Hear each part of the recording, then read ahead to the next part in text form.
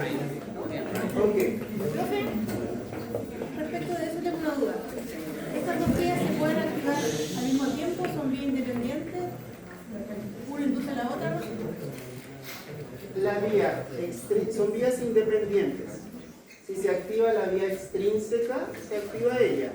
Ella podría activar la vía intrínseca, lo podría hacer en menor proporción, pero ella es la predominante porque está unida a su ligando.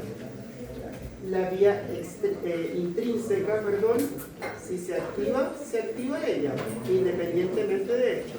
No es necesario que esta en los dos para que una active a la otra. Por ejemplo, si ustedes tienen una célula que ha cumplido un glóbulo rojo y cumplió su ciclo de 120 días, ¿cuál es la vía que se va a activar? Glóbulo rojo, se acabó, terminó su replicación, ya, listo. ¿Cuál? La vía intrínseca. P53 le dice listo, mitocondria, citocromo C, procaspasa 9, caspasa 9, finalmente caspasa efectora, listo. No necesité la vía extrínseca. Ah, mira, hay un aumento o hay un interleuquina 1 que me dice, parece que esta célula ya no está funcionando bien, ojo con esto, haz que exprese interleuquina, etcétera, etcétera, para que, o fabrica interleuquina para que ella se adhiera a su dominio o a su receptor de muerte y se fabrique y se exprese la vía extrínseca. Y entra en apoptosis. Importante de acá, ¿cuántas vías existen para la apoptosis en respecto a las vías básicas? La vía de las caspasas. Vía extrínseca, vía intrínseca. La extrínseca depende de lo que está fuera de la célula, que sí o sí tiene afinidad por el dominio externo del receptor de muerte. ¿Qué tiene afinidad por el dominio externo? El factor de necrosis tumoral, la interleuquina 1, los lipopolisacáridos, etcétera, etcétera. Si este se activa, forma el dominio de muerte en el intracelular, se activa su caspasa iniciadora, que es la caspasa 9, pero se activa porque el dominio activa a la procaspasa número 8 para que pase a caspasa 8 y caspasa 8 va en cascada hasta que llega a las caspasas efectoras, que es la caspasa 3, 6 y 7, siendo la caspasa 3 la vía común de las caspasas.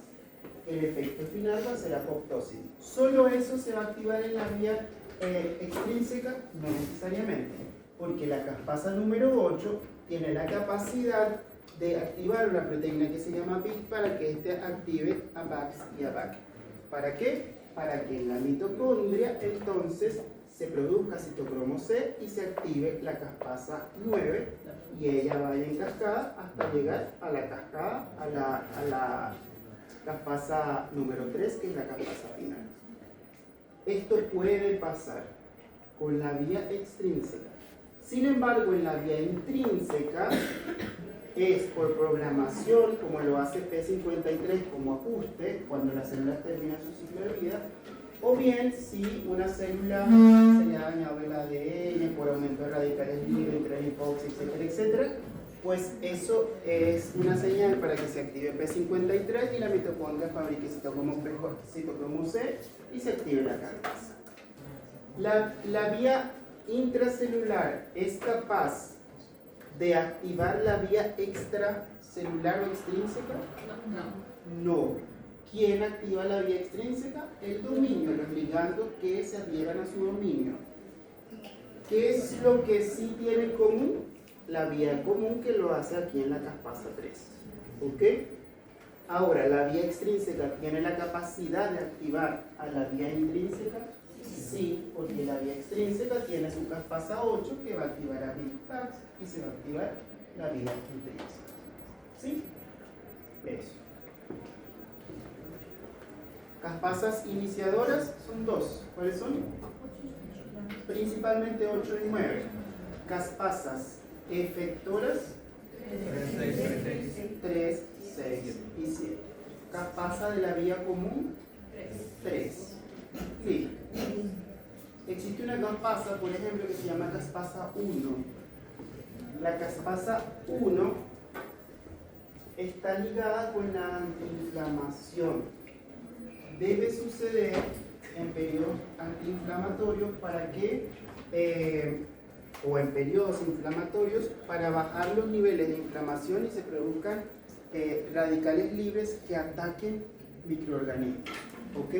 No para perpetuar el proceso inflamatorio, ¿ok? Que es diferente. Fíjense que ahí está la 3, la 6, la 7, la 8, la 9, pero faltan un montón de caspasas que también actúan en el proceso inflamatorio y antiinflamatorio. ¿Qué fue que dijo que era la caspasa 6 y 7? Son caspasas efectoras.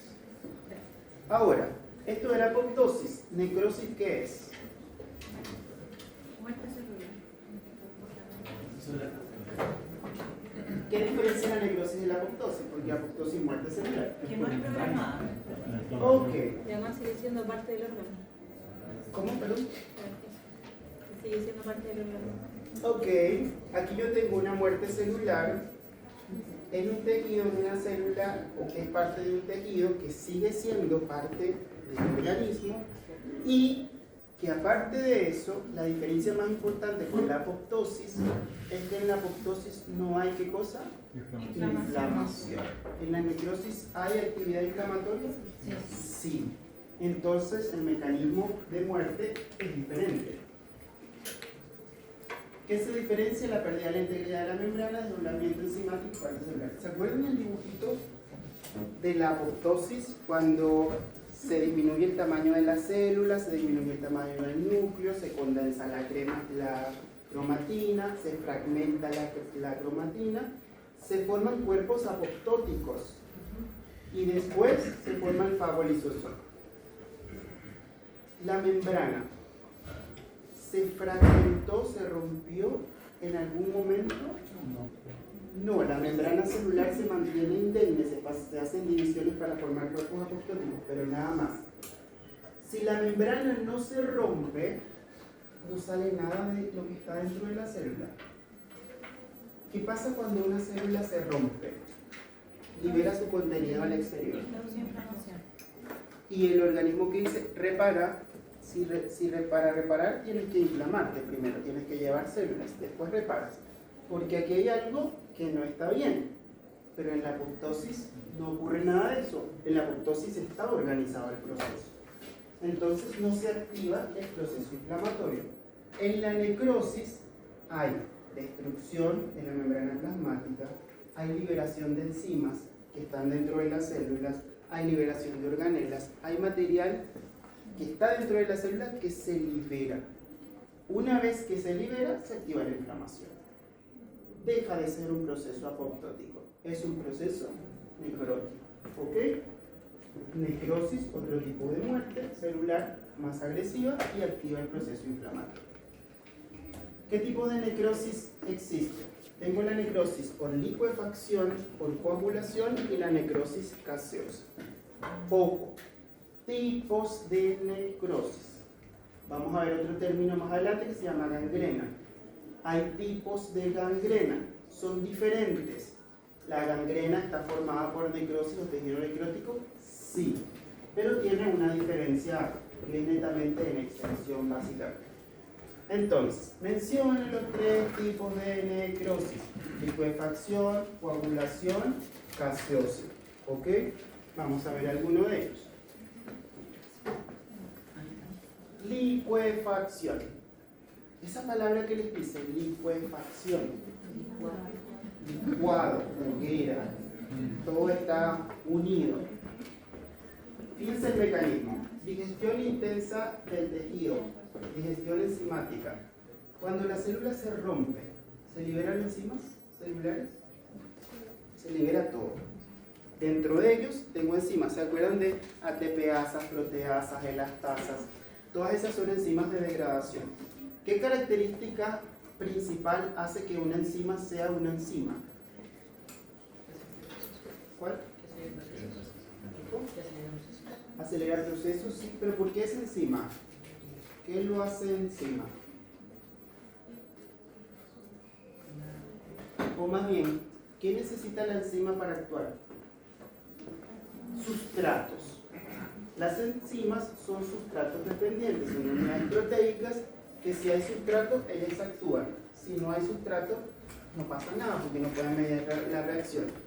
Si salen proteasas, ¿qué degrada proteasa? Proteínas.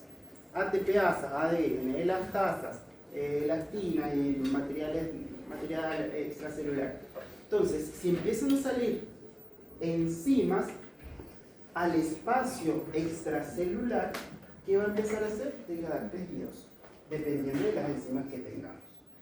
Y voy a tener esas acciones de las enzimas lisosomales, de leucocitos y o células muertas. Básicamente, licuefacción. ¿Qué estoy haciendo? Licuando, degradando todo lo que tenga sustrato dentro, que sea enzimático dentro de la célula, principalmente, pónganse ustedes, células linfocíticas que liberan enzimas lisosomales. Entonces, estoy degradando, estoy haciendo productos de lo que tengo. Cuando una enzima actúa, ¿se acuerdan de cómo es la reacción química básica de una enzima? Enzima más sustrato, una flechita y una flechita para acá. ¿Y qué es lo que hay aquí? El producto que es el producto de la degradación. Es decir, eso genera un producto. ¿Ok? Ese producto es la degradación celular, básicamente, de otras células. Y eso es como algo que se empieza como a perpetuar. El tejido se digiere. ¿Qué digiere el tejido en este tipo de necrosis? Las enzimas. ¿Ok? Por eso se digiere. Y se transforma en material líquido purulento. ¿Por qué? Porque es el resultado de la digestión enzimática. Material purulento. ¿Dónde vemos esto? En los abscesos bacterianos, y el tejido se convierte en líquido, porque es el producto de la degradación enzimática. ¿Han visto un absceso alguna vez? Ya vamos a ver exactamente qué es un absceso. Pero los abscesos en general son colecciones líquidas de material purulento, ¿ok? Donde ha entrado un microorganismo, se ha activado la inflamación. Como se activa la inflamación, las células empiezan a degradarse, empiezan a sufrir un estado necrótico, y las enzimas que están en el lugar del absceso empiezan a degradar tejidos, el tejido que está ahí dentro. El resultado es líquido, material purulento, y se va a formar una necrosis por licuefacción.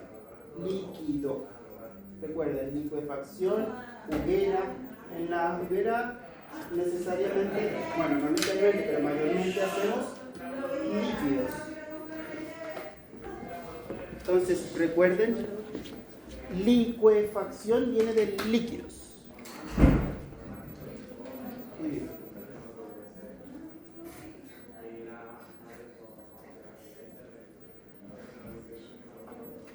¿Sí un caso?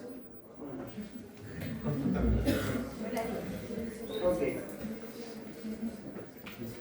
Sencillo, chicos. Recuerden la palabra licuefacción, líquido. ¿Qué van a encontrar en la necrosis? Líquido. Ese tipo de necrosis es líquida, es purulenta, es material de degradación típica de los abscesos.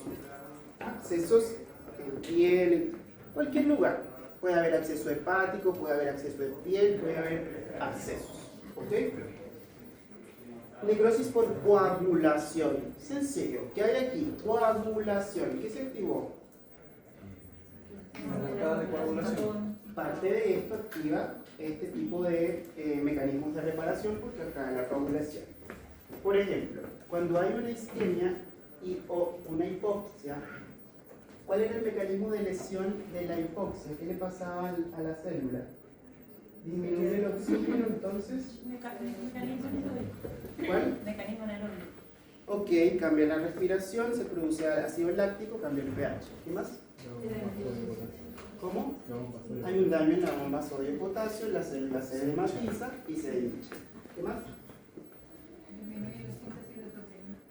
Disminuye la síntesis proteica. Cuando se hincha, se aumenta la entrada de calcio y eso es prolongado a nivel de la síntesis de proteínas, ¿qué le pasará a la estabilidad de la membrana? Se pierde, se dematiza, la célula puede estallar. ¿Y qué pasa cuando estalla la célula y pierde su arquitectura? Sale todo el contenido. Sale el contenido y provoca inflamación. Pero ¿qué pasa si la célula, antes de hincharse o estallar, o empezar a hacer pequeñas grietas, porque se está dematizando, se queda ahí sin perder, inicialmente sin perder función, se perpetúa la hipoxia y esto sigue pasando? La célula queda ahí como atrapada. ¿Hay algunas pequeñas soluciones de continuidad en la membrana plasmática? Sí. ¿Y se activa la inflamación? Sí. Pero ¿qué es lo más importante de esto? La activación de las vías de cambio celular. ¿Cuáles son las vías de cambio de respiración celular? La vía, la mitocondria que hace aquí en este De metabolismo oxidativo a anaerobio. anaerobio. El pH que está en el exterior o que empieza a estar dentro del tejido, me empieza a acumular ciertos ácidos y ciertos cambios de pH que van a ir dañando las células circundantes progresivamente, y eso en conjunto con la hipoxia. La célula pierde su forma, empieza a hincharse básicamente por la hipoxia, pero la célula se queda ahí. No es hasta que progresa a isquemia, cuando ya no hay nada de oxígeno, la célula pierde sus funciones, que la célula se muere completamente y llega a la necrosis final. ¿Dónde yo observo qué pasa cuando empieza a haber dehiscencia de la membrana celular e isquemia? Voy a tener mecanismos de reparación. ¿Qué pasa cuando hay una herida? Si ustedes tienen una herida en la mano, ¿qué es lo primero que se activa? ¿Se activa la inflamación? Sí. ¿Y qué más? La Con cascada de ello coagulación. se activa primero la hemostasia primaria, ¿cierto? Las plaquetas llegan y se van a adherir, ¿ok? Pasa lo mismo cuando yo tengo una isquemia, cuando hay una obstrucción del flujo, van a empezar a chocar las plaquetas, ¿ok? Y se van a taponar, van a formar un tapón. Si las plaquetas forman un tapón, ¿quién viene después? La hemostasia secundaria. Por acción de las plaquetas, donde hay el tapón plaquetario, se activa la cascada de la coagulación. Y empiezo a formar coágulos dentro de la zona. Como que atrapo a las células que están ahí tumefactas, que están llenas de líquido, etcétera, etcétera, por activación de la inflamación y de la cascada de la coagulación. Eso es lo mismo que pasa cuando uno tiene una herida, procesos de reparación tisular. ¿Dónde pasa esto principalmente? Cuando tengo un infarto. ¿Han visto macroscópicamente un infarto como se ve en el corazón? Como una zona ennegrecida, ¿cierto?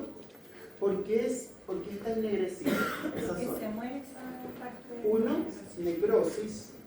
2, esa necrosis está acompañada de la activación de coágulos, ¿ok?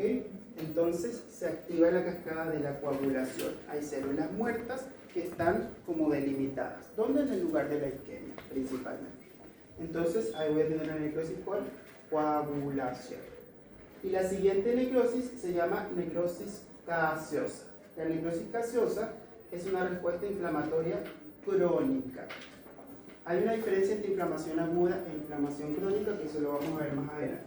La inflamación aguda es más vascular, la crónica es mucho más celular. Cuando el organismo no puede eliminar algo, activa los mecanismos de inflamación crónica. Entonces, aquí yo tengo activación principalmente de mononucleares, macrófagos y de linfocitos, que van a atrapar un cuerpo extraño o algo que lo pudo eliminar. ¿Qué pasa acá? Se destruye la arquitectura porque las células empiezan a tratar de activar mecanismos para destruir un cuerpo extraño y empieza como a atraparlo. Forma especies de granulomas, de atrapamiento, pero ese atrapamiento no solo lesiona a la célula que está dañada, lesiona células alrededor. Esto es típico de la tuberculosis, por ejemplo. Cuando ven un paciente que tiene una tuberculosis, una lesión a nivel pulmonar, vemos que va creciendo como una especie de tumor. Es las células encapsulando al bacilo, ¿ok? Al microorganismo. Como que se va atrapando. Lo importante es que en ese atrapar un microorganismo, el organismo agarra lo que tiene al lado, daña células, daña tejido circundante, no solo la célula. Por ejemplo, en la hipoxia, cuando una célula está hipóxica, se va dañando la célula que está hipóxica y el organismo puede activar mecanismos de coagulación hasta donde tengo la isquemia, por ejemplo. Pero acá es un proceso crónico, con el tiempo voy dañando tejido, pero encapsulando, en este caso, el microorganismo. Entonces tengo necrosis por licuefacción, donde básicamente es actividad enzimática por ruptura, estallido celular. Necrosis por coagulación, donde tengo la célula tumefacta y se activan los factores de la coagulación para atrapar o dejar como circunscrita esa zona. Y la necrosis gaseosa, donde tengo básicamente activación de la inflamación crónica, donde las células van atrapando al cuerpo extraño o microorganismo. Una es típica de los abscesos, una es típica de las isquemias, porque su causa principal es la hipoxia, y la otra es típica de microorganismos que el organismo no puede eliminar fácilmente, como por ejemplo, ¿tienen la gente causal de la tuberculosis? El bacilo de Koch. ¿Y cómo se llama la bacteria? Mycobacterium tuberculosis. El Mycobacterium tuberculosis. Muy bien. Ahora, ¿qué es gangrena? Gangrena es sencillo. Es cualquiera de las necrosis o una necrosis extensa en el tejido. ¿Ok? No está circunscrita a un lugar específico de pequeño diámetro, sino que abarca grandes extensiones de tejido o tejidos varios. ¿Ok? Por ejemplo, si ustedes ven esto y dice tiene una necrosis, ¿eso es cierto o es falso? Eso es cierto. Aquí hay necrosis, porque necrosis me habla de células muertas por activación de inflamación por cualquier causa. Pero yo lo voy a llamar, porque fíjense la extensión de esto, es básicamente un miembro inferior, una pierna. Entonces, la extensión me va a permitir que yo lo llame gangrena, pero en realidad de fondo es una necrosis. ¿Ok? Solo que es extensa. Se observa en los tejidos extensos, como extremidades inferiores, intestino, piel, tejidos blandos. No vamos a decir, por ejemplo, o es raro decir, tiene una gangrena en tiroides, porque eso es un órgano pequeño localizado. Es una necrosis, ¿ok? En caso tal de que haya pasado. Pero piel es un órgano extenso, entonces puede extender al tejido. Entonces yo lo puedo llamar gangrena. ¿Sí? Los tipos de gangrena pueden ser seca, ahí es húmeda, y gaseosa. Esto se relaciona con los tipos de necrosis. ¿Dónde creen ustedes que puede haber, o qué tipo de necrosis puede haber en una gangrena húmeda? La de licuefacción. Por licuefacción, porque es líquida mayormente. ¿Qué tipo de necrosis puede haber en una gangrena seca? Coagulación. Más coagulación. ¿Ok? Gaseosa puede o no ser gaseosa, no necesariamente. Esto es como muy específica de un microorganismo. De Clostridium. La gangrena seca. Isquemia arterial, necrosis por coagulación. Sencillo, ¿cierto? Si recordamos los tipos de necrosis, tenemos necrosis por coagulación, está aislada básicamente el tejido, no le llega sangre, está hipóxico, se activó la coagulación, entonces me deja el tejido seco. Típico, por ejemplo, ahí nos dicen en isquemia arterial crónica. ¿Han visto los pacientes que tienen alteraciones de la vasculatura en los miembros inferiores? Por ejemplo, quedan sin aporte de oxígeno, es isquémica, ¿ok? El tejido es seco, es arrugado, es decolorado y la presión es muy lenta. Fíjense acá, ¿han visto un pie diabético? El pie diabético no siempre es una gangrena seca. el pie diabético puede cursar como una gangrena primero húmeda. Cuando vean un pie diabético, su primera vez que esté complicado o infectado, no se les va a olvidar, porque tiene características muy importantes. Tiene un olor que es agresivo, es una gangrena húmeda, porque tiene material purulento, etcétera, etcétera. Eso es un tipo de gangrena. Pero una vez que se disminuye el riesgo sanguíneo, que el paciente puede pasar por ese proceso, ¿qué pasa? Hay hipoxia. Y si hay hipoxia, hay necrosis por coagulación. Y si hay una necrosis por coagulación y se extiende en el tejido, se llama gangrena seca. Voy a ver el tejido como momificado. Literalmente, que es un tejido negro que no tiene vascularización, que está muerto. Se cae. Se cae, sí. ¿Qué hay que hacer con este paciente? Amputarlo. Hay que quitarle. ¿Ok? Hay que quitar el nervio. ¿Cómo creen ustedes que están el pulso? ¿Cómo se llama el pulso que se mide acá? Medio y el de acá. Tibial posterior. ¿Cómo deberían estar esos pulsos en esos pacientes? Disminuidos y o hasta cierto punto ausentes, sobre todo el pecho. ¿Por qué? Porque el problema es arterial, es irrigación, es hipoxia, es isquemia. ¿Sí? Gangrena húmeda. Fíjense que aquí puede haber isquemia más infección bacteriana. La gangrena húmeda necesita bacterias, porque las bacterias, el material o la inducción de la inflamación por bacterias me va a producir material húmedo, material purulento, etcétera, etcétera. Entonces, aquí puede ocurrir una necrosis por coagulación, por ejemplo, isquemia, que puede evolucionar a licuefacción y proliferación bacteriana. Por ejemplo, un paciente que tiene una úlcera por presión. ¿Han visto los abuelitos que están acostaditos? Okay. Vamos a suponer una de las zonas más frecuentes, glúteo, caderas, etc. ¿Qué pasa en las úlceras por presión? Presión. El paciente no lo puede estar 24/7 en la misma posición. Presión con la cama. ¿Qué pasa con la irrigación? Disminuye. Si yo disminuyo la irrigación, no le llega irrigación a un tejido, ¿qué empiezo a tener? Isquemia. Si yo disminuyo la irrigación, ¿tengo isquemia o hipoxia? Isquemia. ¿Ok? Isquemia. No necesariamente debe haber hipoxia en el paciente. ¿Ok? Tengo un proceso isquémico porque el paciente tiene una disminución de la llegada de sangre. ¿Cómo se va a comportar el tejido? Como hipóxico, porque no tengo llegada de sangre hacia ese tejido producto de la isquemia. ¿Qué va a pasar? Se van a activar las vías de necrosis, puede activar vías de necrosis. La célula va a empezar a morir.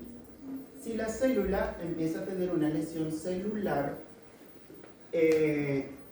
activa los procesos de necrosis por coagulación en este caso. Pero ¿qué va a pasar cuando estas células de pronto que están atrapadas porque hay hipoxia empiecen a estallar? Libera contenido enzimático. ¿Qué va a pasar con el tejido que está circundante? Se degrada porque las enzimas lo van a degradar. Este paciente está expuesto a las heces, a la orina, etcétera, etcétera. ¿Quién llega? Al ambiente. Bacterias. Las bacterias activan una respuesta inflamatoria que lo vamos a ver a continuación. ¿Qué empieza a pasar? Una úlcera que era pequeñita, que era una solución de continuidad, porque no le llegaba sangre o aporte al tejido, empieza a degradarse, a tornarse mucho más húmeda, porque empiezo a tener degradación celular e invasión bacteriana. ¿Y qué voy a tener? Una gangrena húmeda. Inicialmente partió como una necrosis por coagulación y luego pasó a una necrosis por coagulación, y ahí realmente tiene que ver con la proliferación bacteriana. ¿Qué voy a ver? Un tejido húmedo, un tejido que tiene mal olor, un tejido que tiene alto riesgo de presentar sepsis y diseminación ¿cómo se llama? De la infección. Por ejemplo, puede pasar en un paciente que esté postrado, que tenga úlceras por presión, o en un pie diabético, que es lo que yo le decía. El pie diabético parte aquí. Si no se trata, etcétera, bueno, pueden pasar muchas cosas entre medio, pero puede terminar aquí. ¿Ok? Ya, esto se llama gangrena de Fournier. Es un tipo de gangrena muy específico por microorganismos, donde los microorganismos son altamente agresivos. Entonces, cuando veamos algunos microorganismos, va a decir, oh, este patógeno evoluciona a C. Y es por su agresividad, su alta tasa de activar la inflamación y de dañar la célula. Y hay microorganismos que tienen un comportamiento menos agresivo. ¿Qué pasa acá? Esto se llama, también conocida como la bacteria Comecardia, o una de las bacterias conocidas como Comecardia, aparte del Staphylococcus aureus medicilino resistente. Pero ¿qué pasa con esto? Degrado de tejidos. ¿Qué activa aquí? Inflamación. ¿Qué tipo de necrosis hay aquí? Hay principalmente necrosis por licuefacción, la bacteria está comiendo, pero puede haber necrosis por coagulación acá. Estoy destruyendo, también estoy dejando sin riesgo sanguíneo, también está mezclada ahí. Y la alta agresividad de la bacteria, ya el tejido está infectado y veo un tejido húmedo. Esto, si llegasen a ver esto es quirúrgico, netamente. O sea, hay que poner antibióticos, pero hay que hacer limpiezas quirúrgicas. Si llegasen a ver eso, tampoco lo van a olvidar nunca en su vida, porque es muy característico una gangrena de Fournier. Okay, la gangrena de Fournier, el paciente parte hoy con una úlcera y mañana es la úlcera hasta este tamaño. O con un pelito encarnado, partía mucho. También. Los pacientes diabéticos se comportan como inmunodeprimidos, ¿ok? Tienen un sistema inmune muy bajo. Entonces, los microorganismos se comportan diferentes. Cómo se trata un diabético puede ser diferente a un paciente sano. Y la otra gangrena, que es la gaseosa, que esto es básicamente específico del Clostridium, el perfringens. ¿Ok? ¿Por qué el perfringens? Porque produce una toxina específica, que es la leestinasa, que es la toxina alfa. Que es, esta toxina va a activar los procesos inflamatorios, pero lo más importante es lo que causa. Destruye membranas, igual que otras bacterias, necrosis muscular y produce gas como material final o parte del material de esa destrucción de actividad o de desactivación de cascadas enzimáticas y coagulación. Este gas es lo que le da el nombre de gangrena gaseosa. ¿Cómo lo vemos? Como esto. El tejido está generalmente como coagulado, ennegrecido, y fíjense estas burbujas, ¿la ven? Esto es lo causante por la activación enzimática, destrucción enzimática y producción de gas que hace la bacteria. Esto es típico. Si ven, esto es perfringens sí o sí. ¿Ok? Entonces, ¿qué tengo acá? No solamente es piel. ¿Qué se está viendo afectado ahí también? La bacteria que le encanta el perfringens, el músculo. Entonces, lo que estoy viendo fuera es un reflejo de lo que está pasando dentro del músculo. ¿Cuál es el riesgo de eso? Bueno, aparte de la sepsis, evidentemente, si el paciente hace una sepsis, el riesgo de muerte es alto. Pero vamos a suponer que llegue a tiempo y no hace sepsis. ¿Cuál es el riesgo? ¿Amputación? Sí, destrucción muscular importante, y el paciente va a quedar con secuelas, puede ser que no pueda caminar. ¿Okay? Dependiendo del estado, esto puede llegar desde que no pueda caminar, amputación, muerte, etc. Entonces hay que tener en consideración este tipo de gangrena. ¿Cuántos tipos de necrosis hay? Tres. ¿Cuáles son? Seca, húmeda y gaseosa. ¿Y cuántos tipos de gangrena hay?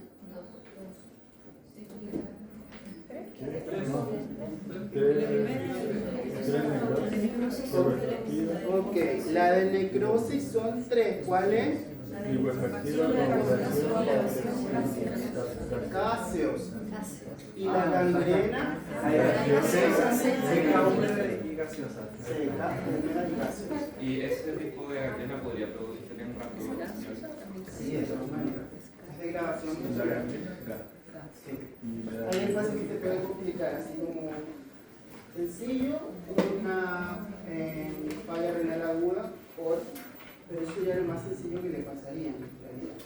Lo más importante es detener el proceso con antibióticos. Fíjense que hay progresión muy rápida, evidentemente dolor intenso, porque el dolor intenso está degradando hasta músculo. El músculo que tiene inmediatamente la placa motora. Eso causa dolor.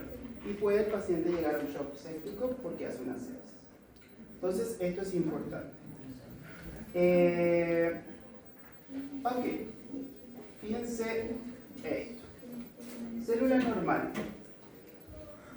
La célula normal puede, una célula sana que está programada puede morir por apoptosis o va a morir por apoptosis. Para la apoptosis se produce en ¿cuántas vías? Dos, puede ser extrínseca o intrínseca dependiendo de la causa. Se activa la vía, una vez que se activa la vía llega a su caspasa o sus caspasas efectoras, que son ¿cuáles?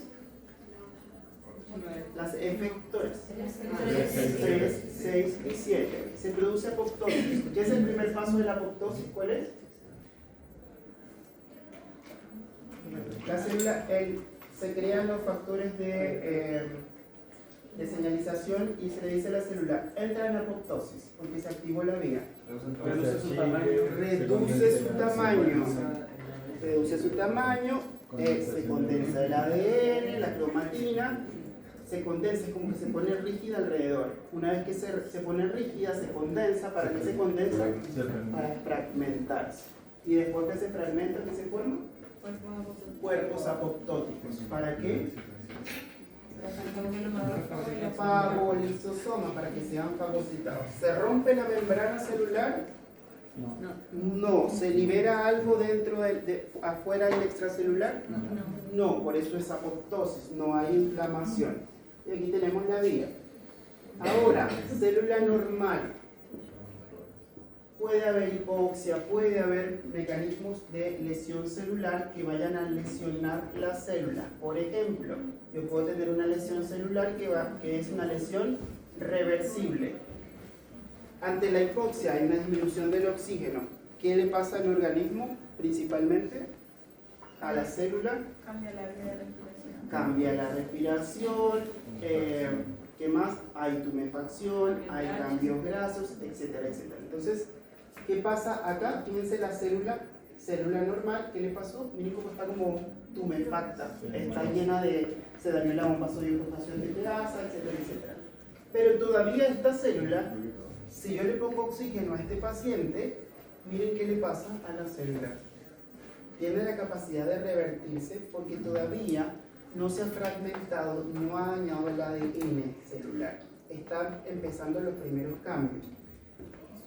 Por ejemplo, hay un periodo cuando veamos tratamientos del infarto o del evento cerebrovascular, que es un periodo de actuar rápido. ¿Cuánto tiempo tiene este paciente desde que partió la isquemia, el infarto? ¿Qué puedo hacer yo por este paciente? ¿Debo actuar rápido o no? Sí, porque un infarto es una isquemia y una isquemia es una disminución, se traduce o se va a transformar en una disminución del oxígeno del tejido. ¿Qué está pasando en las primeras horas esto? Si yo le pongo tratamiento, miren qué le pasa a la célula, hasta cierto punto y depende de cada paciente. Pero si transcurren las horas, la célula pasa de esto a esto. ¿Qué le pasó a la célula? Empezó a perder su integridad, empezó a soltar materiales dentro de la célula y se produce necrosis, un tipo de necrosis. Si es por hipoxia, ¿cuál es el tipo de necrosis principal que se produce? Coagulación. ¿Ok? ¿Me explico la diferencia entre apoptosis y necrosis? ¿Queda clarita? Profe, cuando hay un daño celular y por lo general nos vamos a necrosis, ¿cierto? Por lo general, porque igualmente, por ejemplo, daño por radicales libres que pueden dañar el ADN, pueden ser como apoptosis, pero por lo general vamos a tener procesos de necrosis. Cuando son procesos agresivos, muy agresivos, ocurre necrosis. Pero si son procesos como lentos y progresivos, como por ejemplo, yo me expongo constantemente al sol, sin fotoprotector y Este es un proceso lento que se puede activar las vías apoptóticas. Eso depende de la cuantía del... Exactamente, eso es parte depende del estímulo que tenga. Si yo les digo, ahora clínicamente, aquí yo tengo un paciente que le dio un evento cerebrovascular, que le dio, hay una zona que se llama zona de penumbre, que es una zona de protección, que eso lo vamos a ver mucho más adelante. Pero vamos a suponer que este paciente tuvo un evento cerebrovascular, tuvo un infarto, tuvo una isquemia arterial, isquemia. Yo tengo un tiempo en que yo lo puedo recuperar. ¿Qué hago? Le doy tratamiento. Veo, dependiendo del paciente, qué puedo hacer, porque yo podría tener recuperación. Si no pasó nada, el paciente llevó una necrosis, cualquier tipo de necrosis por coagulación, etc. ¿Qué voy a hacer yo con ese tejido? Bueno, depende. Si es, por ejemplo, un tejido cicatricial de infarto, pues nada, ahora cuidar al paciente para que no le pase nuevamente. Pero puedo tratar de alguna forma la consecuencia. Cuando se activa esta vía, clínicamente, ¿qué puedo hacer yo por esto? ¿O qué debo hacer yo por esto? Nada, esto es fisiológico. Pero yo podría disminuir los procesos apoptóticos de estos procesos que son como de gota, por ejemplo, el aumento de radicales libres. ¿Cómo? Dándole antioxidantes al organismo para evitar que las células se vayan muriendo antes de tiempo o para mejorar la actividad celular. ¿Ok? Y evitar que la célula que debería estar acá pase hacia este lado. ¿Ya? Evitar los daños en el ADN celular. Envejecimiento celular. ¿La célula envejece? Sí. ¿Por qué? Porque entra en un periodo de senescencia. ¿Por qué? Por los radicales libres. Creo que ¿Por qué? es por los telómeros, ¿no? Ok, radicales libres, telómeros, ok. Pero, ahora reflexionemos. Si tiene que ver con los telómeros y los telómeros se agotan,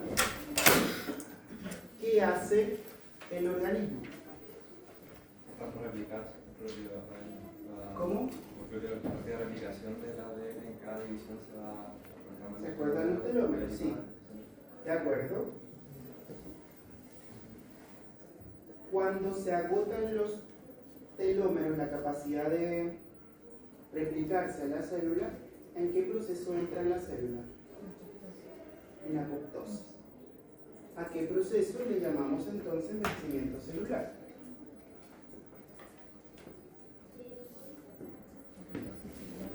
A la apoptosis, ¿cuál? Es como Pero apoptosis. Es como el proceso desde que ocurre eso hasta llegar a la apoptosis. Ok, puede ser los pasos que llegan antes de la apoptosis. es igual como que van perdiendo los mecanismos de control, por ejemplo. Ok, se pierden mecanismos de control hasta cierto punto. Porque si se pierden por completo, ¿qué puede ser? Un cáncer. Cuando las células ya no se dividen tan rápido como antes y llega un punto en el que ya cada vez es más lento. Ok, hay un enlentecimiento de la capacidad de división, sí, eso es parte del envejecimiento. Pero vamos a ver, acortamiento de los telómeros, sí, es parte del camino A. Pero hay algo importante en el envejecimiento celular. Hay un agotamiento masivo también. Hay un agotamiento masivo de tejidos en general. Fíjense, cambio deteriorante post-maduración celular vulnerable a los retos y disminución de la actividad o la capacidad del organismo para sobrevivir. Es decir, que ese proceso, que las células pongan su T, se tiene que dividir 50 veces, va a seguir ocurriendo hasta cierto punto, pero cada vez se pierden facultades para hacerlo. El envejecimiento que vemos externamente. ¿Qué teorías explican esto? Hay varias teorías. Las más aceptadas son las celulares y moleculares, pero se acompañan las teorías basadas en la evolución y las teorías de los sistemas. Vamos a ver algunas. Teorías basadas en la evolución. Vamos a ver. Acá. La evolución dice que envejecemos porque tenemos componente genético y que ese componente genético está diseñado para que tengamos un periodo reproductivo donde tengamos éxito de reproducción y con eso las células puedan multiplicarse y dividirse correctamente, pero que en esa carga genética estamos codificados genéticamente para que la célula empiece a agotarse, empiece a hacer sus divisiones y su función cada vez más lenta. Es decir, ¿el envejecimiento celular tiene que ver con la genética? Sí. ¿Han visto personas? Hay un video que está por ahí que, no sé, una persona que tenía 25 años y parecía de Chile hace no sé cuántos años, personas de 25 años que parecían de 40, de 50, ¿sí? Eso, ahí tiene que ver muchas cosas, tanto en la sociedad como carga genética. Actualmente podemos ver una persona que tiene 30 años y parece de 45. ¿Eso será genético? Es posible que tenga un componente genético, pero también lo modifica el entorno. Ahí hablamos de epigenética. Pero lo importante de esto es que el envejecimiento celular, lo que se está reflejando por fuera es lo que está pasando en sus células, ¿ok? El envejecimiento celular tiene que ver con un componente genético. Que se pueda modificar o no por el entorno, eso es otra cosa. Pero las teorías dicen que sí, efectivamente la genética tiene mucho que ver. Y las teorías moleculares hablan de mutaciones o cambios en la expresión genética. Si ustedes viven en playa, expuestos al sol constantemente, sin cuidados de fotoprotección, etcétera, etcétera, o cuidados externos, probablemente cómo se va a ver la piel, qué le va a pasar a las células de la piel.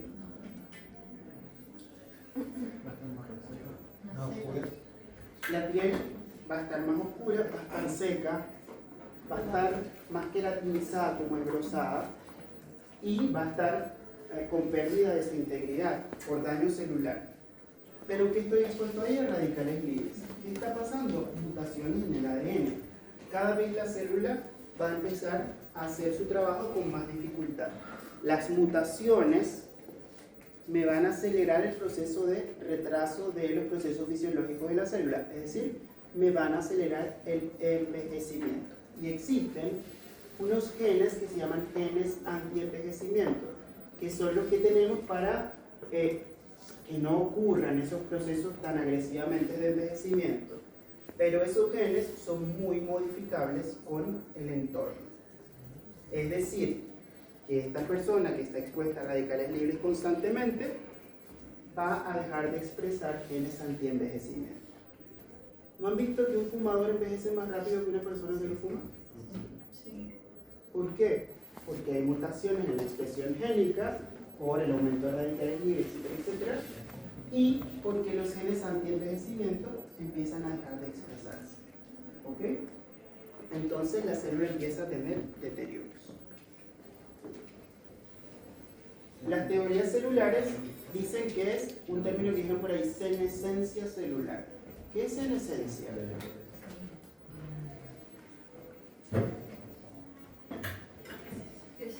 Queda como stand-by. Ok. Senescencia es un término que se ha ocupado, que se ocupa para decir que la célula envejeció, está senescente. Ese término nos va a decir exactamente lo que nos dijeron, detención de la proliferación en células postmitóticas como respuesta a un tipo de daño. Entonces, la célula senescente está detenida. Es un proceso de envejecimiento.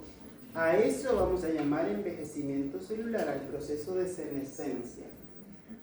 Les decía yo qué pasaba cuando se acortaban los telómeros y todo eso, pues la célula hace apoptosis. ¿Qué le pasa a la célula senescente? No hace apoptosis, se queda ahí. Mira, pero tus telómeros se agotaron, no estás haciendo nada, no trabaja, te mantengo. ¿Qué quieres que haga por ti?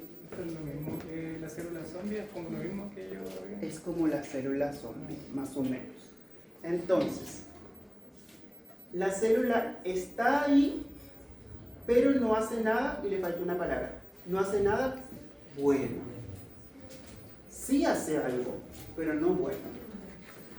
¿Qué crea? Ocupa un espacio, crea factores proinflamatorios, activa radicales libres que dañan a la célula que está al lado. Entonces le dice, yo estoy vieja, ponte vieja tú también, ponte vieja, ¡pam! Y la célula senescente. Entonces empieza a hacerse una malla de células senescentes. ¿Qué es esto? Envejecimiento. La célula está ocupando, pero no se regenera. ¿Ok?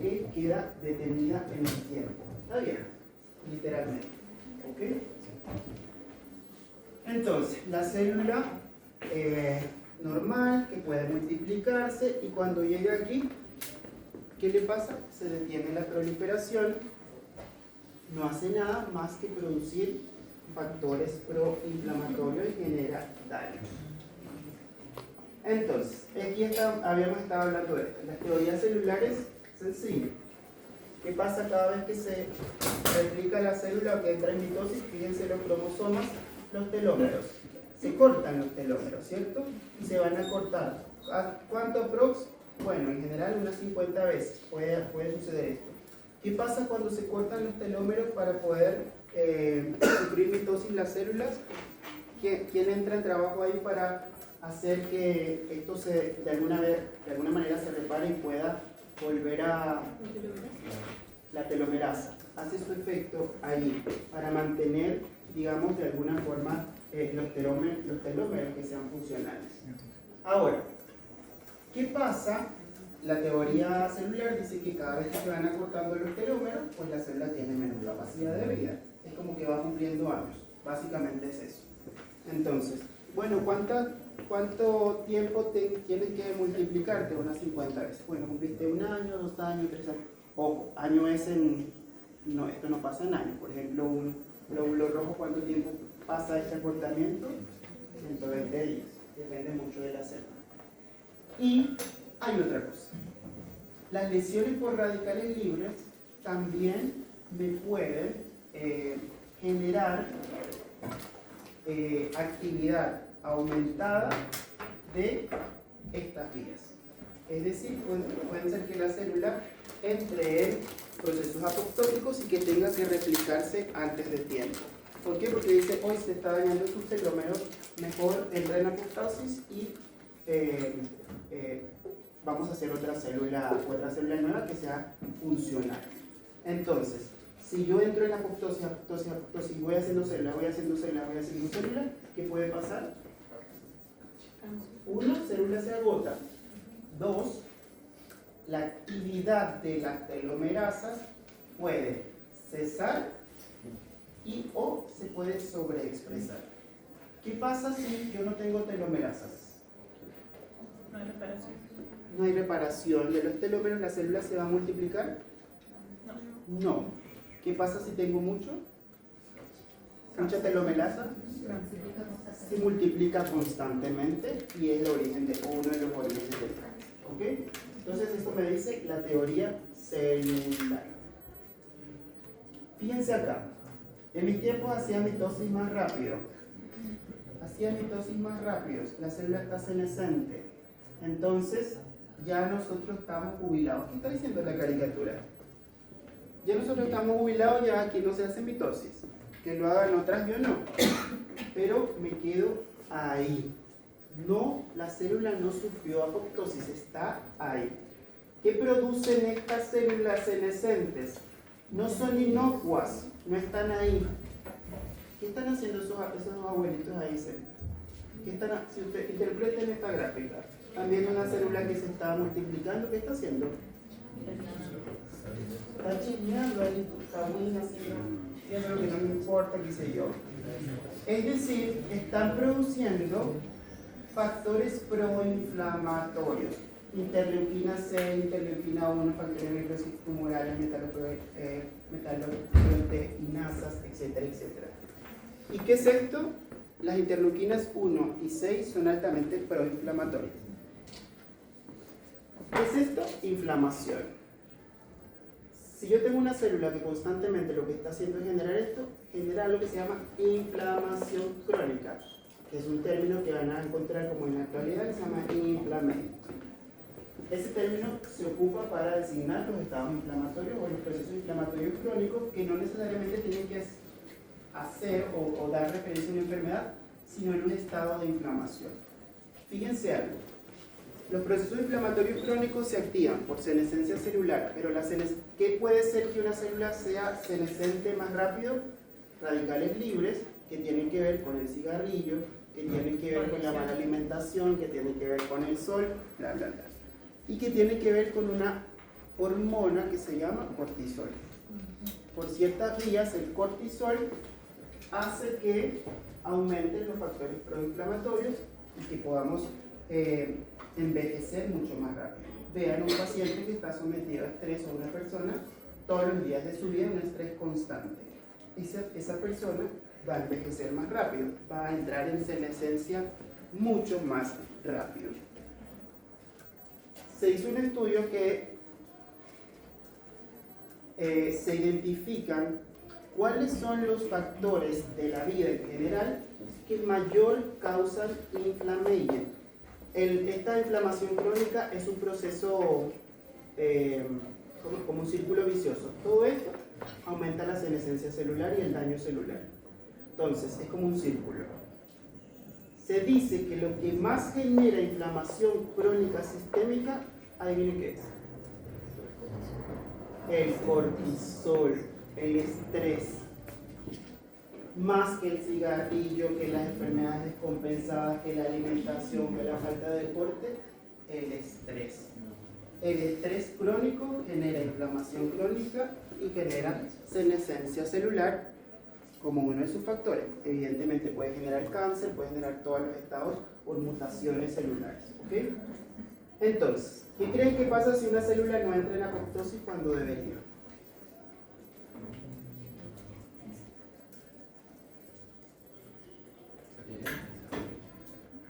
¿Qué pasa? Ok, una de las razones es que si empieza a reproducirse, porque tengo un aumento de la actividad de la telomerasa, podría causar cáncer. ¿Sí? ¿Qué más? Se puede estancar también. ¿Y cómo se llama eso? Senescencia celular. ¿Y también qué puede pasar? Empieza a generar daño en las células, Ok, en los procesos de senescencia se generan factores proinflamatorios y genera daños. La célula le pasa algo. Si la célula cumple su ciclo de vida, debería entrar en apoptosis. Si no entra en apoptosis, porque no hay activación de mecanismos apoptóticos, ¿cómo queda? Senescente, queda envejecida. ¿Queda claro el proceso? Si no entra en apoptosis, queda ahí senescente. ¿Queda haciendo daño? Sí, antiguamente se decía que el envejecimiento celular era un proceso netamente fisiológico. Pues no. Por las consecuencias de todo esto es un proceso fisiopatológico. ¿Qué estoy haciendo aquí? Inflamación crónica sistémica. Esta inflamación que me da, aterosclerosis, infarto, enfermedad renal, todo lo que usted quiera. ¿Ok? Y las teorías de los sistemas. Esto es sencillo. Si se daña uno, se dañan todos. Todos los sistemas empiezan a envejecer. ¿Ok? Todas las células. Sobre todo, lo que más tenemos que tener en cuenta es los sistemas hormonales. Menopausia. ¿Qué pasa en la menopausia? ¿Qué le pasa a la mujer en la menopausia? ¿Cómo anda una persona en menopausia? Disminución de las principales hormonas del ciclo ovulatorio. ¿Pero qué le pasa al paciente? Se le quiebran las uñas, se mancha la piel, se le seca la piel, tiene bochornos, etcétera, etcétera. Esto es parte de las hormonas. Las células entran en un estado de adaptación celular, de atrofia, de lesión celular, etcétera, etcétera. Este cambio por falta de producción no solo hace un efecto en los ovarios o en el útero, eso cambia el sistema. La célula empieza a volverse senescente, las células. Afecta a todo. Es decir, que cuando una célula o las células empiezan a ser senescentes, no es en un solo lugar, es en el organismo, es parte del envejecimiento. Entonces, ¿es complejo prolongar el envejecimiento? ¿Qué creen ustedes? El envejecimiento celular de las células. Son muchos factores, así que en parte sí. Son muchos factores. ¿Cuál es el factor principal que acelera el envejecimiento? El cortisol, que lleva a una inflamación, a un estrés crónico. Si nosotros cambiamos estilos de vida, manejo del estrés, disminución, no cigarrillo, alcohol, un estilo de vida saludable, ¿podríamos retrasar la senescencia celular? Pero por supuesto que sí. No necesariamente. Después que se gradúen va a ser peor. No, no necesariamente. Medicina es estresante por naturaleza. Pero es un tiempo de la vida. Disfruta. Pero sí, lo importante es que si nosotros podemos no lo vamos a detener. Las células tienen un periodo, el organismo está programado para un periodo por genética, por tejidos, por sistemas, etc. Pero hay factores que aceleran la senescencia. Lo más importante son los que aceleran la inflamación crónica. Estrés, estilo de vida en general. ¿Podemos prolongar eso? ¿Podemos esperar que un poco más? Sí, sí lo podemos hacer. ¿Ok? Y eso es cambios del estilo de vida. Ok, vamos a ver un par de diapositivas y vamos a otro break. Ahora vamos a ver inflamación. ¿La inflamación causa necrosis o apoptosis? Necrosis. No apoptosis. ¿Por qué no causa apoptosis? Porque la apoptosis es un proceso normal, fisiológico. Un proceso fisiológico, pero lo más importante es que no hay activación del sistema inmunológico, de células, de factores proinflamatorios. Entonces, la inflamación es una respuesta del organismo que busca eliminar o atacar algo que no es de microorganismos, agentes físicos, etc. Hay algo que está probablemente dañando a un tejido. ¿Qué puede pasar en la inflamación? Destrucción celular, enzimas, neutralización de cuerpos extraños, de microorganismos. ¿Esto no es lo que pasa en la necrosis? ¿Esto no pasa en la necrosis? Ah, estamos hablando que la necrosis va de la mano con la inflamación. ¿Ok? Sí o sí. Entonces, si hay inflamación, vamos a llamarlo, en vez de llamarlo necrosis, vamos a llamarlo daño celular. ¿Ok? ¿Que puede llevar a necrosis como una etapa final? Pues sí, claro que sí. Respuesta inflamatoria. ¿Qué mediadores inflamatorios conocen? Las citoquinas, la interleuquina, ¿cuál? Principalmente la 6. ¿Qué más? La 1 también. ¿Ok? ¿Qué más? La interleuquina 10 es proinflamatoria.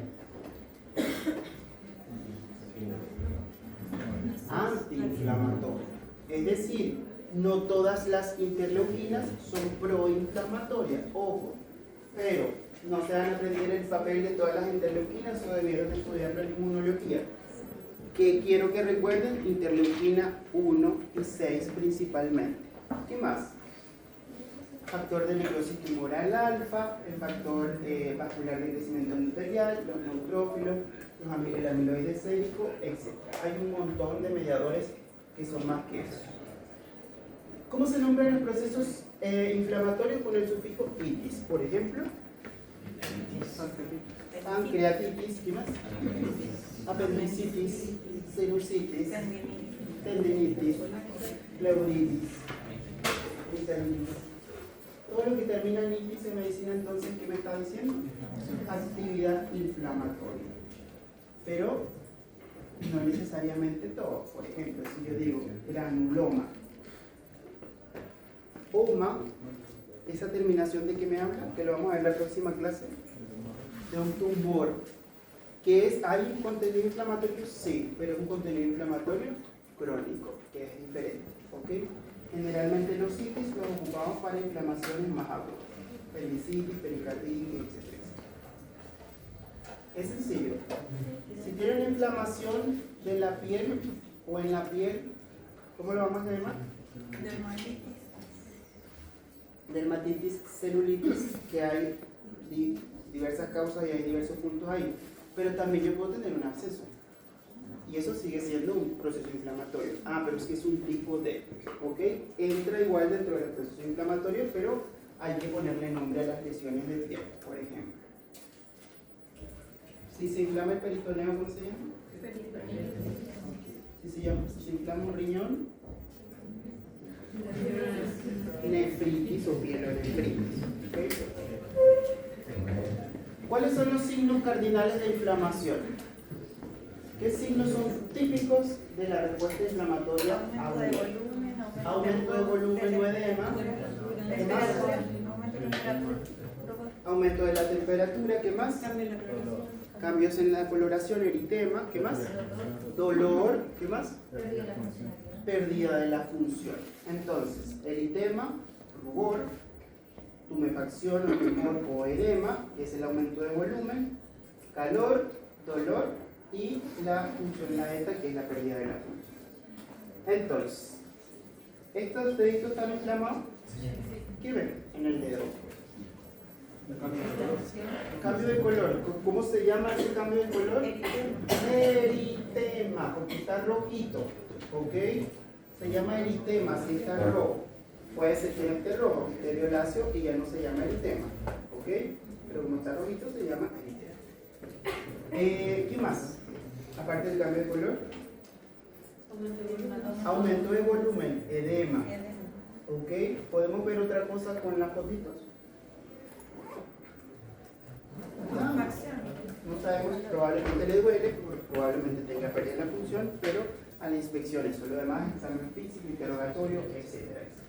Pero más o menos siempre hemos visto un tejido inflamado. Esto para que lo recuerden, los síntomas o signos cardinales de la inflamación. Ok, la inflamación puede ser aguda o puede ser crónica. ¿Qué creen ustedes que es la diferencia principal entre inflamación aguda y crónica? Aguda, respuesta inmediata, rápida. ¿Qué más? ¿Cómo? Las células que responden son diferentes, son células para eliminación rápida.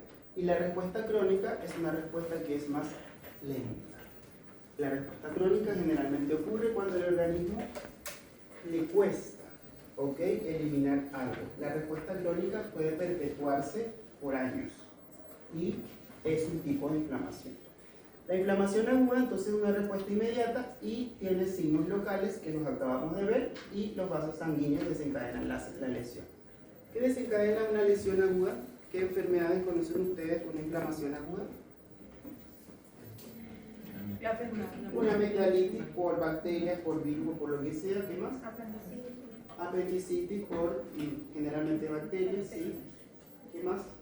Un traumatismo puede desencadenar un proceso inflamatorio agudo, físico, metálico, lo que sea, un traumatismo. Agentes físicos, lesiones celulares, ¿se acuerdan? Las lesiones celulares, químicas, físicas, biológicas, lo que sea, puede desencadenar la inflamación.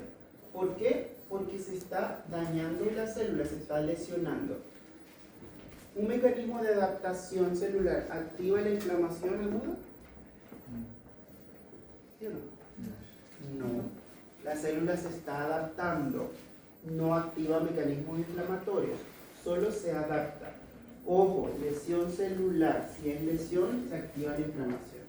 Y la necrosis celular. En el caso de la hipertrofia, cuando hay dolor, desgarro, pero no patológico, sino que como parte del proceso de hipertrofia, ahí no hay nada de inflamación. No, ahí no hay tejido, atracción de células inflamatorias. Ahí lo que hay es liberación, sí, de ácido láctico porque cambia el proceso respiratorio, pero no hay como un cambio a nivel de tejido como para que me active procesos de inflamación, sino procesos de regeneración celular.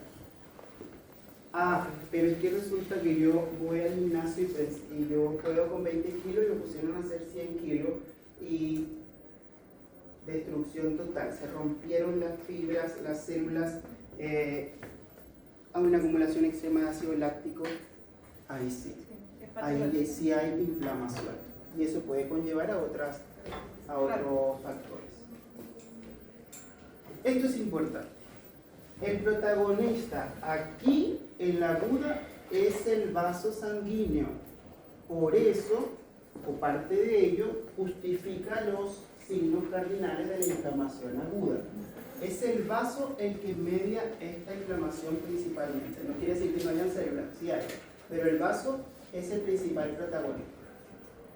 ¿Cuáles son las células inflamatorias? Tengo las células endoteliales, que básicamente y linfocitos, células del intravascular, células del tejido conectivo, donde van a estar los fibroblastos principalmente, pero también las células cebadas y los componentes de la MEC o la MEC. ¿Qué hacen las células cebadas? ¿Qué tienen dentro de ellas?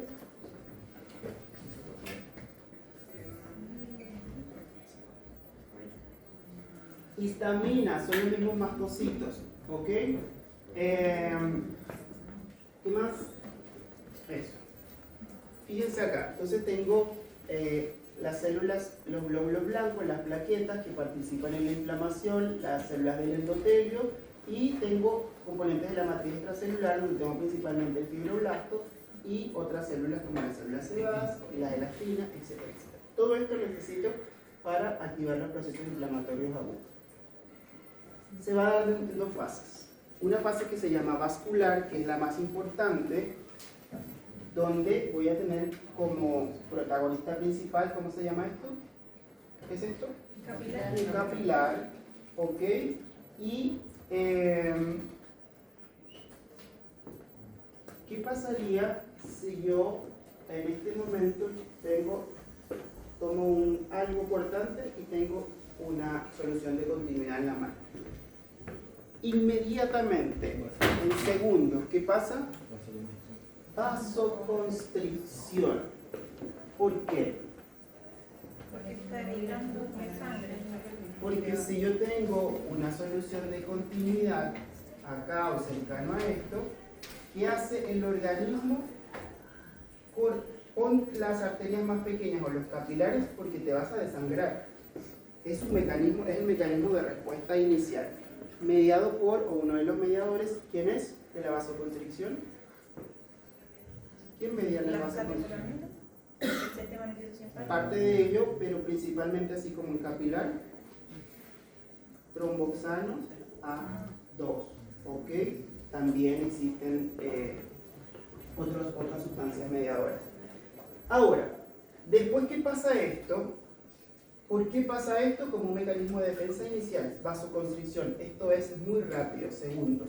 Cuando el organismo ya detecta, dice, tuviste una herida, ¿qué tengo que hacer? Repara. ¿Cómo reparo? Activando la vascularización, porque necesito llevar cosas hacia ese lugar. Entonces necesito aumentar el tráfico en la zona. ¿Qué ocurre en el proceso de vasodilatación? Esto es a grosso modo, eso no es tan sencillo. Vamos a ver la fase celular y vascular aparte. Pero la fase celular es la atracción básicamente de células que va a estar dado por todo este proceso. ¿Esto lo vieron alguna vez? Sí, ninguno o algo así. Ok, entonces, ¿quién empieza a rodar dentro del torrente sanguíneo para poder llegar al lugar donde está la lesión? Ok, glóbulos blancos, principalmente linfocitos, neutrófilos, etc. Por diversas moléculas como selectinas, ellos empiezan a rodar, como que empiezan a irse hacia el, ¿cómo se llama esto? Como hacia el endotelio. Cuando están cerca, como que se sueltan y vuelven a adherirse. Hacen un proceso de adhesión, de rodamiento, de rolling. Una vez que se adhieren, forman como unas pseudópodos, se llaman diapebesis y pueden pasar a través del endotelio para llegar acá. Eso así como a grosso modo. Esto está mediado por selectinas, por integrinas, que hacen que ellos empiecen a rodar, después empiecen a adherirse y después empiecen a migrar. Eso es general. ¿Cómo se llama el proceso por el cual el organismo le dice a los glóbulos, a los neutrófilos y a las células de la inflamación, oigan, ayúdenme, está pasando algo aquí, necesito que venga. Quimiotaxis, ¿ok? Que lo van a empezar a hacer las células que están en el lugar. Este proceso activa las leptinas, las integrinas, etcétera, para que pase todo eso. Eso a grosso modo. Ok, fase vascular. ¿Qué ocurre primero entonces? Vasoconstricción. Paso número 1. ¿Por qué ocurre la vasoconstricción? Para disminuir el flujo, para ver es sencillo. El organismo como que atrapa lo que tiene para que nada salga porque no sabe exactamente qué es lo que está pasando, qué es lo que tiene que hacer. Es como un mecanismo de defensa. El organismo dice, ah, ya tuviste una herida. ¿Qué voy a hacer? Repara. ¿Qué repara? Activo. ¿Cómo reparo? Activo los mecanismos para yo poder llevar células. ¿Qué es lo que hago? Vasodilatación. Entonces, el calibre de los vasos, de los capilares, se hace mucho más grande. Y se incrementa el flujo capilar en la zona. ¿Qué pasa si se incrementa el flujo capilar en un lugar? ¿Qué voy a ver yo clínicamente? Voy a ver calor y eritema. ¿Por qué? ¿Por qué calor? Porque hay más en la zona. Uno, se acumula la sangre en la zona y ¿qué empieza a pasar? ¿Qué empieza a pasar ahí? Reacciones metabólicas. ¿Ok? Porque estoy haciendo un proceso para llamar células, estoy haciendo un proceso de atracción, entonces se aumenta la tasa metabólica y aumenta la temperatura. Número 2, eritema. ¿Por qué tengo eritema en la zona? ¿Por qué se pone rojo? Acumulación de glóbulos rojos. ¿Por qué se pone roja entonces? ¿Qué es exactamente lo que hace que se ponga roja? ¿El aumento de la vascularización? Vascularización, glóbulos rojos. ¿Qué le da el color rojo a la sangre? La hemoglobina unida con el hierro. ¿Qué se pone? Rojo. ¿Han visto un paciente que tiene rosácea? ¿Qué le pasa al paciente con rosácea? Está rojo. No necesariamente los pacientes con rosácea tienen inflamación crónica importante, pero es un proceso de vascularización. Si no se toma café, alcohol, le da calor, inmediatamente se vasculariza. Entonces, ¿qué le pasa? Se pone rojito. Pero la rojez es por un aumento de la vascularización, un aumento de la sangre en la zona y el paciente experimenta el color rojo. Es netamente por los glóbulos rojos de la sangre. ¿Okay? ¿Qué tenemos ahí? ¿Esos son signos de inflamación? Calor y eritema. Están apareciendo los síntomas cardinales de la inflamación aguda. Mencione por qué, justifique por qué en una inflamación aguda existe calor y existe rubor. ¿Cuál sería su justificación? Un aumento del flujo sanguíneo producto de la del aumento producto de la vasodilatación. El calor está por un aumento de la tasa metabólica en parte y por un aumento de la concentración de hemoglobina en la zona. Se pone roja la zona. Si es rojo, tengo que pensar en lo que le da el color rojo a la sangre, porque está aumentando la hemoglobina. ¿Ok? Ah, pero resulta que hay una vasodilatación, hay un aumento del flujo. Tienen que pasar células a través de los pliegues intracelulares o intercelulares para el extravascular, porque ahí es donde voy a reparar médicos, voy a reparar un montón de cosas. Entonces, aumenta la permeabilidad capilar. El endotelio empieza a dejar pasar células, pero no solo pasa células. ¿Qué más arrastra eso? ¿Puede arrastrar proteínas? Podría arrastrar proteínas dependiendo de... ¿Puede arrastrar electrolitos como sodio? Sí. Si arrastra sodio, ¿se arrastra agua? Sí. Entonces hay fuga de células, pero de otros materiales como agua, por ejemplo, electrolitos y materiales de la sangre en general. Se pierden proteínas entonces. ¿Qué pasa si las proteínas se empiezan a perder constantemente porque hay un proceso de vasodilatación? ¿Qué cambia en la sangre? ¿Qué puede cambiar en la sangre? O en el medio. con la fuga de proteínas. ¿Qué hacen las proteínas en la sangre? Transportan, pero ¿qué? O sea, mantienen la presión oncótica. Mantienen la presión oncótica del plasma. ¿Qué es eso de la presión oncótica? La presión que ejerce las proteínas sobre los líquidos para que se mantengan. Para que se mantengan en el intravascular, en este caso. Pero si ahora hay salida de proteínas hacia el extravascular, hay una diferencia de presión. Cambia la presión oncótica en la zona. ¿Y qué se va a arrastrar más? Agua. ¿Ok? Entonces voy a tener más arrastre de agua hacia el intravascular. Disminuye la presión oncótica capilar y aumenta la presión osmótica intersticial. Se atrae agua por osmosis, ¿ok? Y por diferencia de presión. Y hay un flujo de salida intenso y acumulación en el espacio extravascular, es decir, en el intersticio. Esto me va a generar otros signos de inflamación: tumefacción, dolor, anomalías de la función. Sencillo. ¿Qué causa entonces el edema o la tumefacción en una inflamación aguda? Principalmente la pérdida de proteínas, la atracción de agua, la diferencia de presiones, acumulación de agua. No necesariamente, o sea, sí exudado, pero también puede ser un trasudado, que son cosas diferentes y que igual me va a causar inflamación. Por eso lo resumimos como a las diferencias de presión y la salida de agua hacia el intersticio. Eso me causa el edema. O sea, el edema es agua, básicamente, que puede estar mezclado con proteínas o no, etc. ¿Por qué hay dolor?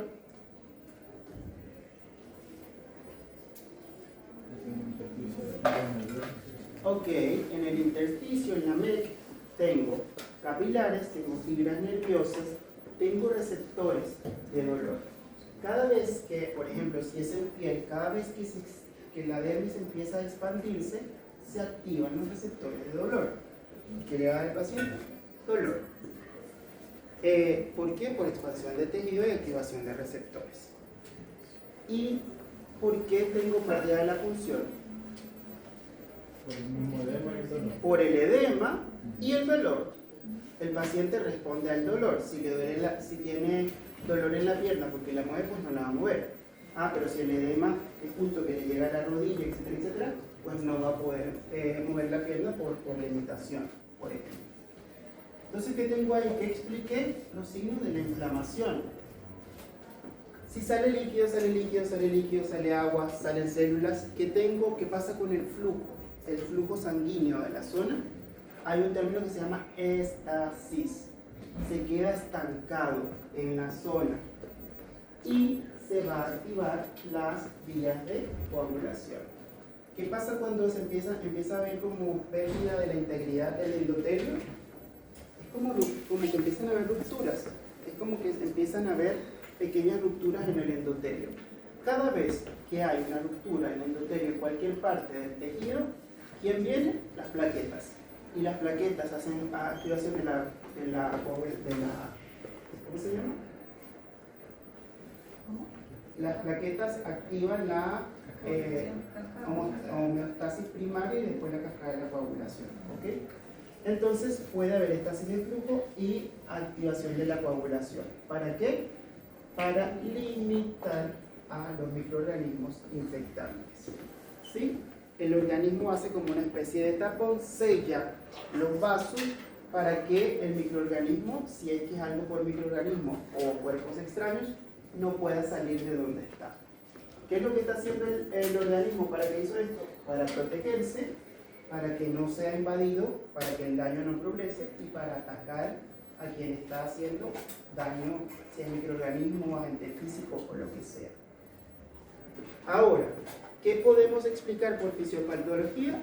Los signos cardinales de la inflamación por la fase vascular. Esto es pregunta de examen, evidentemente. Sí o sí. Porque esta es fisiopatología ordenada. Pasos concretos. Miren, si ustedes se aprenden esto y le preguntan en algún momento, dígame la fisiopatología del edema vascular en no sé qué. Ustedes puede ser que no tengan idea de qué están hablando, pero ustedes dicen esto, si un edema vascular, y lo más probable es que esté bien. ¿Ok? Porque es cómo pasa el líquido al intersticio. Hay otros tipos de edema, eso sí es verdad. Pero apréndanse esto desde ya. Más que aprendérselo, entiéndanlo. ¿Por qué se forma el calor? ¿Por qué se forma el edema? ¿Por qué duele? ¿Por qué? ¿Sí? Y la fase celular que ocurre en tres grandes procesos. Marginación. ¿Qué es marginación?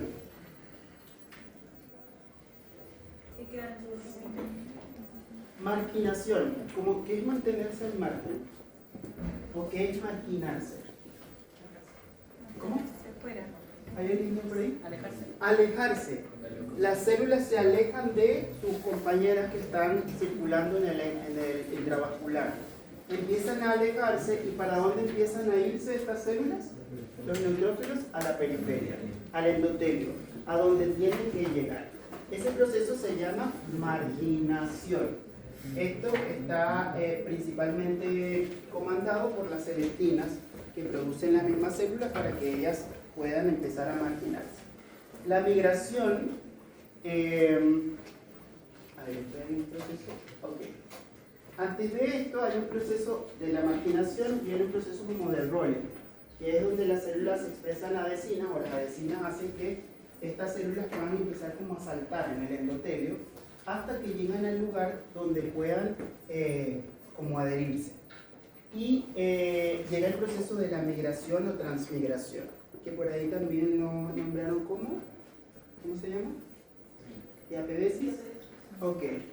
Donde los leucocitos emiten pseudopos para poder atravesar los pliegues o las membranas o las conexiones intercelulares para poder llegar al intersticial. Entonces llegan al intersticio. ¿Y cómo se llama el proceso de atracción entonces de los leucocitos que van migrando? Quimiotaxia. Hacen que se produzca más factores inflamatorios, adhesinas, selectinas, interleuquinas, etcétera, etcétera, para que otras células vengan a ayudar. En sí, ¿ok? Ahí está, entonces fíjense. El reclutamiento, el rodamiento, la adhesión, la transmigración, y vamos a llegar al intersticio para poder fagocitar, hacer la respuesta inflamatoria. Pero ellos que están acá, que secretan factores proinflamatorios para que los que están acá sigan viniendo. ¿Sí? Entonces, que la inflamación ocurre dos grandes procesos. La inflamación aguda. ¿Cuál es el primero? Fase vascular. La fase vascular, lo primero que ocurre es vasoconstricción rápida. Cuando lean algunas literaturas que empiecen a leer inflamación, van a decir que parte con la vasodilatación. Pero no, la inflamación aguda parte con una vasoconstricción. Solamente que muchas literaturas no lo mencionan porque es un proceso muy rápido.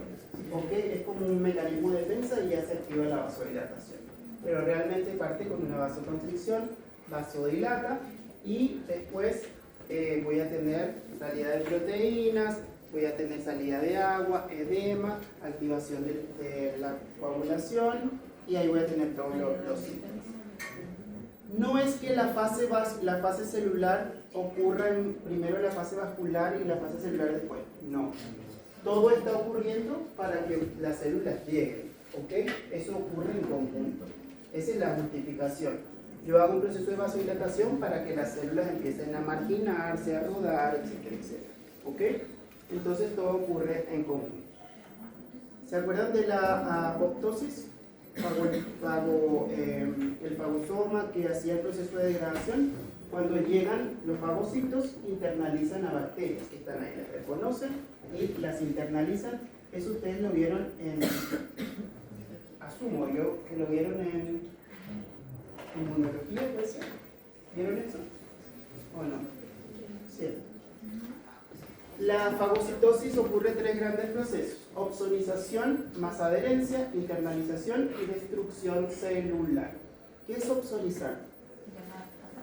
Atraer, agarrar. Tú eres el que está causando el daño. Lo opsoniza y lo adhiere. ¿Por qué lo opsoniza?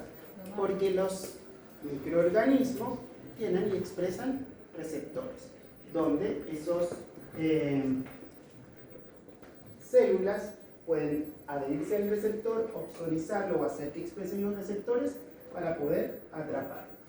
Luego lo internalizan, fíjense dónde está el fagosoma, donde ya lo opsonizó, hay activaciones de vías del complemento, ahí está su FC y el fagosoma como que lo envuelve. Se forma el fagolisosoma y ¿qué pasa aquí adentro? Destrucción. Sencillo. Pregunta de examen, también. Los pasos. Y bueno, ¿cuál es el órgano más grande del cuerpo humano? La piel. Segurísimo.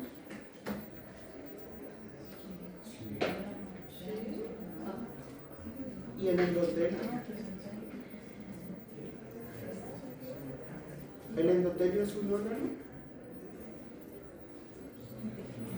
Antes no se consideraba un órgano, se considera un órgano porque se han descubierto miles de funciones del endotelio. Entonces, por las múltiples funciones se considera un órgano. Muchas van a encontrar en muchos lugares que realmente el órgano más grande es la piel. Pero en publicaciones recientes han demostrado que el endotelio funciona como un órgano y que es el órgano más grande del cuerpo humano. ¿Okay? Tiene funciones, agentes o formas agentes antiplaquetarios, antitrombóticos, vasodilatadores, vasoconstrictores, ayudan todos los procesos o intervienen en todos los procesos inflamatorios de reparación celular, etcétera, etcétera. Función en inflamación, función de barrera para que no pasen las bacterias, regula la inflamación celular y contribuye a la modulación de las respuestas inmunitarias y participa en los mecanismos de reparación. O sea, el endotelio en la inflamación es protagonista. Necesito las células endoteliales para que ocurra la inflamación correctamente, pero no solo la inflamación, sino los mecanismos de reparación de ese tejido. También lo necesito. ¿Ok? Entonces, el endotelio es un órgano importante o una estructura importante en los mecanismos inflamatorios. ¿Y las plaquetas? ¿Activan la inflamación? ¿Hay una función? Si ustedes le preguntan así a abuelo de pájaro, ¿cuál es la función de las plaquetas? Rápido. Ok, participan en la coagulación, pero no solamente hacen eso. Las plaquetas también van a liberar mediadores inflamatorios que van a permitir la quimiotaxis y la permeabilidad capilar. También funcionan en la etapa inicial de la inflamación, después en la reparación. Y bueno, los neutrófilos, macrófagos, etcétera, participan como células de destrucción. ¿Cuáles son las células más importantes en la inflamación aguda? ¿Cuál? Los neutrófilos. ¿Ok? ¿Por qué? Porque son los...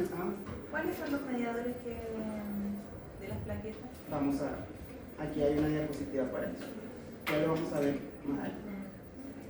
Los eosinófilos. ¿Se acuerdan cuando vimos algo de sangre? ¿En qué se activaban los eosinófilos? ¿Qué procesos? Alergias y parásitos. Es decir, que si yo tengo alergias y parásitos, probablemente tenga más intervención de eosinófilos. También basófilos se activan principalmente en basófilos, alergias también, reacciones inmunitarias. Y las células cebadas, que son llamados también como mastocitos, ¿o cuál? Los mastocitos o células cebadas tienen gránulos de histamina que también participan en los procesos inflamatorios mediados por alergias, parásitos, pero también participan en los procesos bacterianos en menor forma. Ok. Vayan 10 minutos y volvemos porque...